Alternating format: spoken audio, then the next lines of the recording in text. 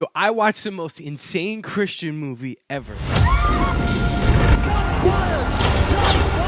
Let me recap this thing for you. So I'm still trying to figure out if this was a really bad movie or like a brilliant movie or even a Christian movie. And spoiler alert, just if you care. And the reason why I say that is because look how this movie starts. Skip it up and that up.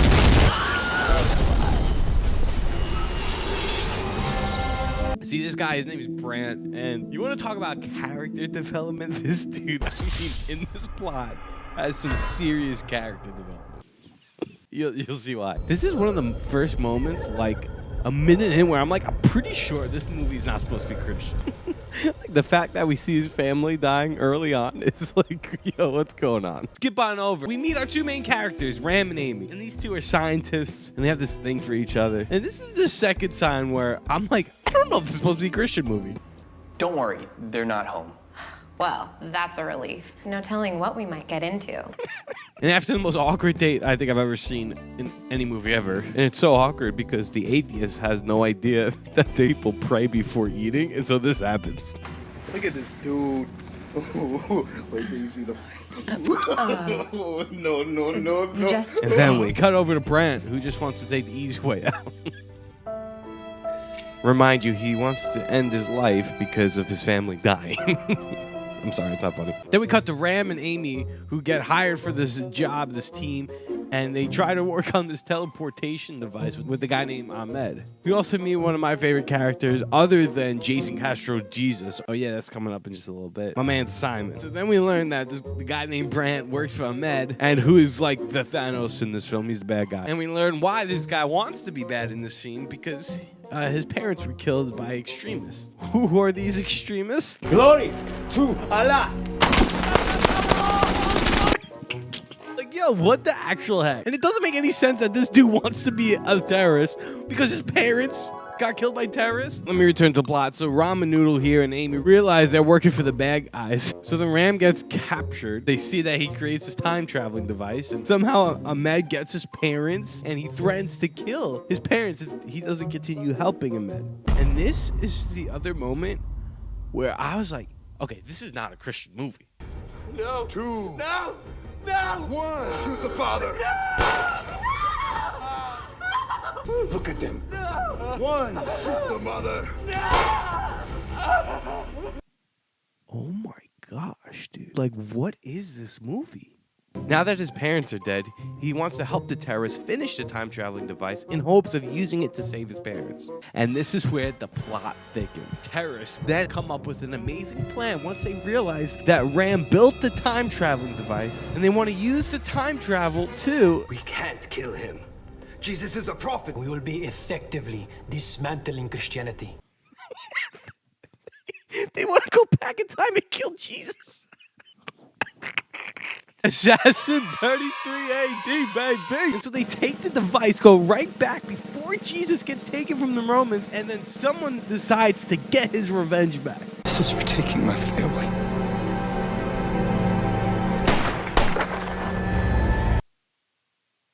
Dude. They killed Jesus. Brant shot Jesus. Literally, Brant, in the beginning of this movie, was a dedicated follower of Jesus because his family gets in a severe car crash and dies. Somehow goes back in time to kill Jesus. I mean, I wanted you to stop me. Then the terrorists go back to present day, and this is what happens. Allahu Akbar.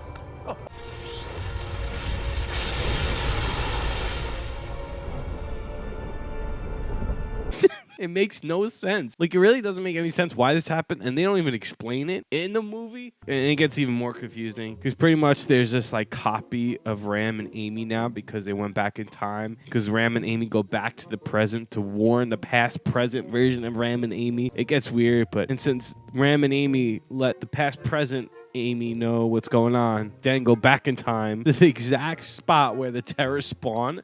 And the best part is they place sticks right where they're gonna be, and so they just die.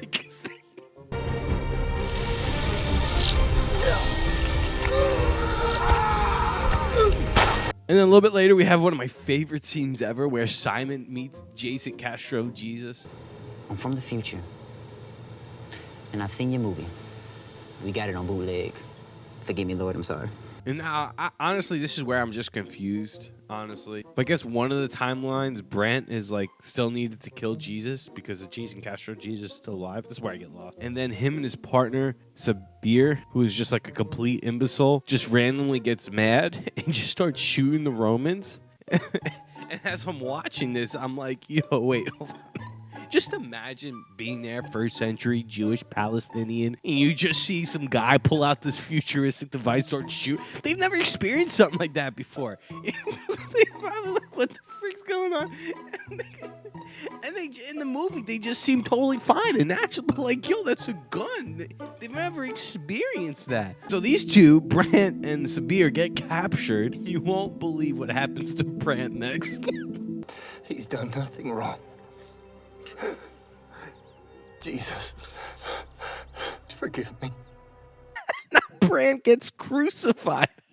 And so, yeah, Jesus then dies in this, but because the timelines like overlap, I guess Jesus never really died. So then Ahmed goes back in time, try and kill Jesus, and he ends up like spawning in the middle of Jesus's tomb and tries to kill him while he's dead, I guess. Thing is, like, how does he know the location to these things? Even people today don't even like really know. Like, we're like guessing, but like, how does this guy know? And how is he like get the perfect spot? Ram tries to go back to the future to save his parents. And this is like where the finale happens. But you ready for the finale? So Ram tries to kill Ahmed. Ahmed calls Brant, says, yo, this dude's trying to kill me. Brant runs up to the office without his weapon. And then Brant just starts to beg to die. Brant, this guy needs a therapist. Then Ram's parents come in and his dad has a gun, but then a few seconds later he doesn't have a gun anymore. So Ahmed shoots him and then he also shoots Ram in the back. Brant realizes that his boss is a terrorist. Then Brant shoots other terrorists and Ahmed shoots Brant and then Ram stabs Ahmed. Well, then Ram goes back in time to stop Brant from ever crashing, saying his new boss is a terrorist. So then the plot never happens. And then the best part is Brant's paralyzed. I mean, his character development is next level. His family dies. He wants to die. He gets crucified. He begs to die and now is paralyzed. Yeah, that's a freaking bar, actually. I don't know about you, man, but this has to be the craziest, most insane movie I think ever. Period. Christian or not. Like and comment if I should react to more cheesy Christian films.